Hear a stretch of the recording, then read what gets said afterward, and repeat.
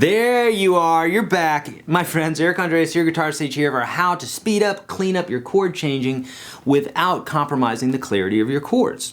Now, in part one, we talked about the importance of using two chords and two chords only, right? That's what we said, remember? Sure you do.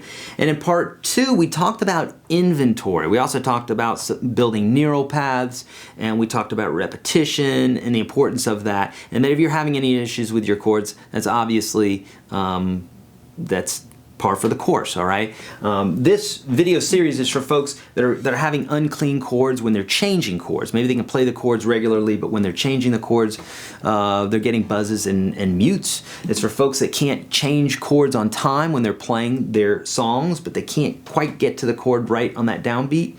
Or it's for folks that want to have these clean, crisp sounding chords with no buzzes or mutes. Okay, so you've come to the right place. And in part three here, what are we talking about? We're talking about strumming or arpeggiating these chords and taking, this is a different type of inventory, but taking an inventory, if you will, of what is going on with our fingers if we're hearing mutes and buzzes. Okay, really those are the two things that we're concerned with here. So we talked about the inventory where we're keeping our fingers, we're keeping up with our fingers, but in this one here, what we're doing is we're applying the pick, and it's important that we arpeggiate or slowly strum through the chord, because doing so will allow us to get fine detail. It's like getting really close up with a microscope on whatever it is the problem, okay? And without doing this, you're just not going to find out what the problem is. You're just always going to, your chords are just going to suck all the time. We don't want that. That's bad. It's bad for business. Your mom won't like it. No one's gonna like it, okay? They're gonna throw tomatoes at you, and I don't want that for you, and I don't want that for the tomatoes. I want you to be good. So let's talk about this. So let's say we're going from a C to a G, or C to A minor, it doesn't matter.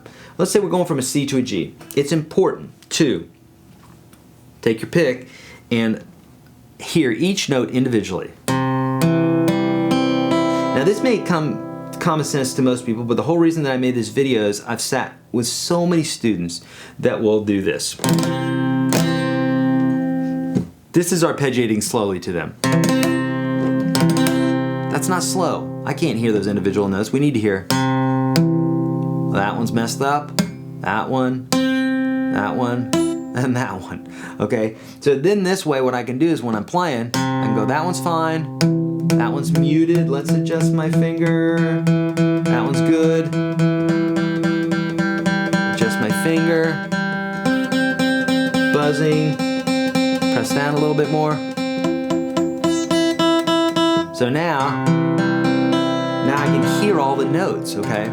So important that you do this. If someone doesn't show you what you're doing wrong, how will you ever learn?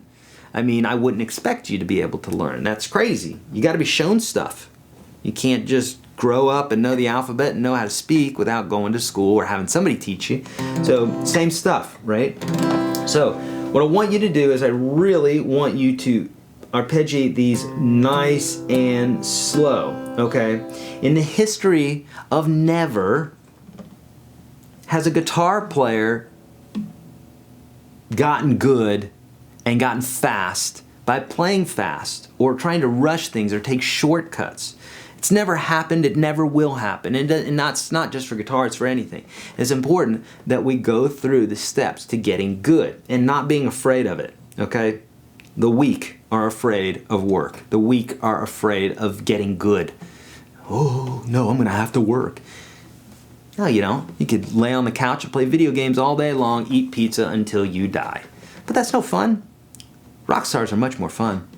Let's be a rock star, shall we? So, here we go. In between these chords, we're going to arpeggiate them nice and slow. And then going back and forth between the chords.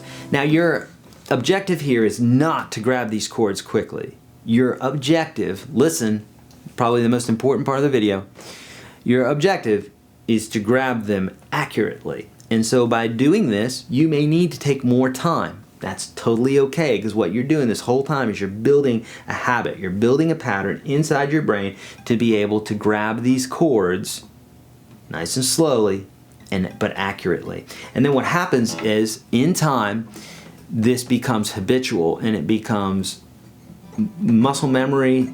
You'll just grab these chords and you will be able to do them quickly. But speed comes because of accuracy. Speed never comes because of playing things fast. It comes from accuracy and repetition, doing it over and over and over again until your brain starts going, I got this, I got this, I got this. Got it? Okay, let's see, was there anything else on this particular one? Oh yeah, I wanted to, two things here to mention other than that. Think about a baby walking, okay? Baby walks for the first time. We're not gonna be, come on baby, move your ass. What are you doing? You know, that's the first day the kid's walking, you know? We're just happy that he stands up. Okay, I know this. I have a 10-month-old right now and he's not standing, so I'll be super happy when he stands up. I'll be like, yay! But I'm not gonna expect him to just go run the hurdles right afterwards, right? So why would you expect yourself to be able to play these chords so quickly? Be nice to yourself. Be cool, man. Not only be nice to yourself, give yourself the gift of a whole lot of friggin' practice. And then you're gonna be great. And you won't feel bad about yourself, okay? It doesn't just happen. So think about that baby bit, okay? You're not gonna be, you know, pushing the baby out the door to go walk, okay? Same thing with chewing food. If you're chewing food, you eat one bite, that's doable. If you stuff a whole sandwich in your mouth, that's not a good idea. It's a great way to get the Heimlich on you, okay? So, here's the takeaway. This is what I want you to do. I want you to take these two chords. I don't want you to count any beat. The only thing we did from the last video is we've added, what was it? We've added the strumming, the arpeggiating. Sorry, I got lost there for a moment. But I don't want you to use a beat. I want you to take as long as the time you need from moving from one chord to the next. Here's your C chord. You're gonna think about that G chord. You're thinking about it. Okay, those two fingers are bumping up. They're gonna do that. You're thinking this.